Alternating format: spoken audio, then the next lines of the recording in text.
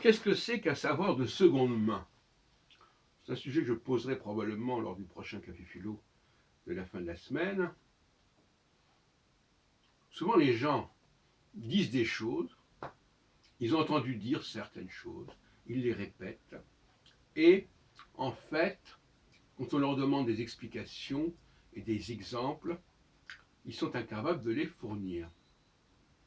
Et ça, c'est extrêmement fâcheux. Ce que j'appelle le savoir de seconde main. On a entendu dire ceci, on répète ce qu'on a entendu, mais en fin de compte, on n'a pas du tout vérifié et on n'a pas du tout compris réellement de quoi il s'agissait, mais on débite cette information. Par exemple, l'autre jour,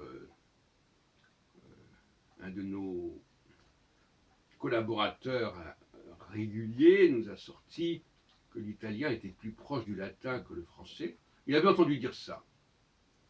Et je lui ai dit, mais montrez-moi, dites-moi pourquoi.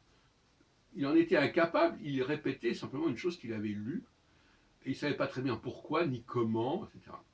Et je lui ai donné des exemples euh, qui allaient à l'opposé de cette thèse, à savoir qu'en français, on marque le pluriel par un S comme en latin, alors qu'en italien, le S n'est pas du tout un marqueur de pluriel.